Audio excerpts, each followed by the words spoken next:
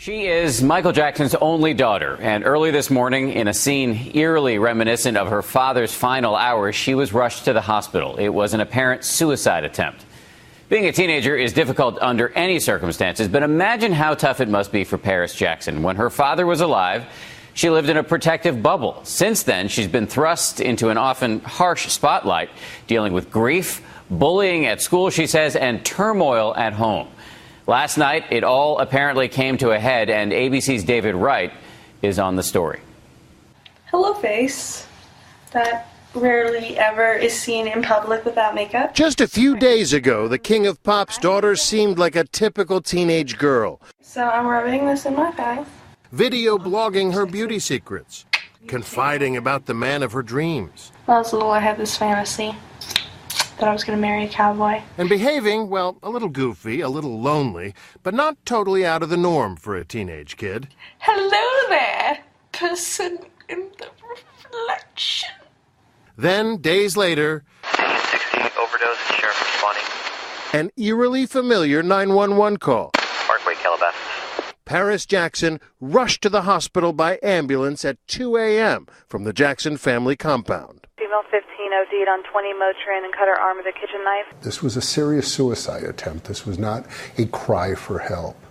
And what's coming out is that there have been other attempts at suicide. She's a troubled young girl. What seems to be the trouble? I mean, there's the obvious, of course. There's a lot of troubles, let me tell you. All of them, it seems, stemming pretty directly from the loss of her father. Michael Jackson famously protected his kids, trying to shield them from the glare of the spotlight that had robbed him of his childhood. I can't take a walk in the park. I can't go to the store. I have to hide in a room. You feel like you're in prison.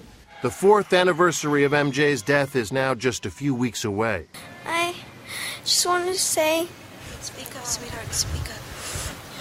His funeral marking the first time Paris Jackson ever spoke in public. Daddy has been the best father you could ever imagine. And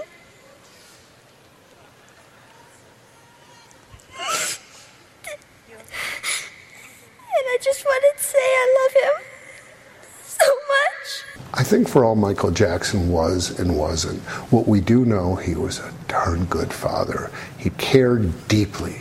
He cared deeply about his kids. A heartbreaking loss that suddenly thrust her into a much more complicated life. It's like living in a pinball machine in a lot of ways. But this is not a family that's noted for its functionality. This is not a family that operates in lockstep. This is not the Osmonds. This is a family with a lot of different people, with a lot of visions, and huge success, ego, and income disparities in the family. Paris Jackson has managed to grow into a poised young actress who seems to have inherited her father's flair, sharing dance moves with Ellen DeGeneres in one of her first grown-up interviews.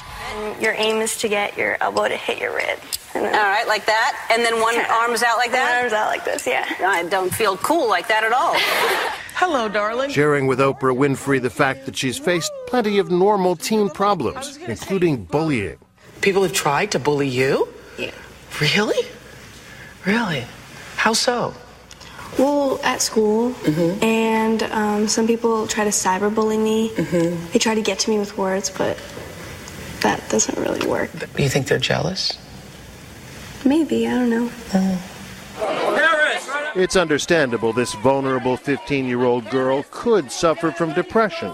But I think it's very, very important to look out for it, to understand what the warning signs are, especially because there's so much excellent treatment that's available for children, and we really want them all to have happy and productive lives, Paris Jackson included. The tabloids have noticed another troubling sign: wounds on her wrists that could be explained as self-harming, cutting, although no one can say for sure. As upsetting and tragic as these types of incidents are, we like to use them as an opportunity to educate parents, teens, teachers, counselors about the signs and symptoms of depression. Paris Jackson has had to endure trials that most teenagers never have to face. Find the defendant, Conrad Robert Murray, guilty. Including multiple trials over who is to blame for Michael Jackson's premature death. First, his doctor, convicted of involuntary manslaughter for prescribing a lethal dose of propofol. Currently, his concert promoter, AEG Live. Jackson's mother and 3 children are the plaintiffs in a wrongful death lawsuit worth hundreds of millions of dollars. Paris Jackson was deposed in the case. She was expected to testify. In fact, at the start of the trial, many expected she'd be the star witness. Clearly, the ones who are going to be most compelling, I think, are the kids. And I would expect that they will do well. I mean, my experience with them is now dated. It's been years since I had interactions with them, but I was always impressed, even at a young age, at how grounded they were, intelligent, quick, smart. Today, a Jackson family lawyer insisted she's under no pressure to testify. The Jackson family and the Jackson lawyers are putting no pressure on Paris regarding this case at all. It is AEG who is putting this case at Paris's back door.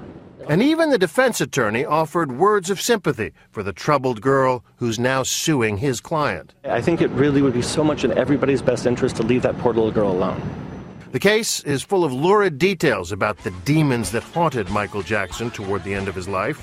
Until now, Katherine Jackson has been at the courthouse every day, but Jackson's children have not been there once. But she's a very intelligent young lady. She's got access to the internet. She knows what's going on, and it's very painful to a child who idolized their father. All of the deep, dark, dirty stuff is coming out. Exactly. In that context, perhaps it's not surprising she recently reached out to her birth mother, Debbie Rowe, or that her Twitter feed these past few days has been full of song lyrics, sad songs mostly, about heartbreak and loss. Perhaps another cry for help no one heard. It's very important for parents and teachers to be on the alert for signs and symptoms and to seek to get these kids the kind of help that they really need.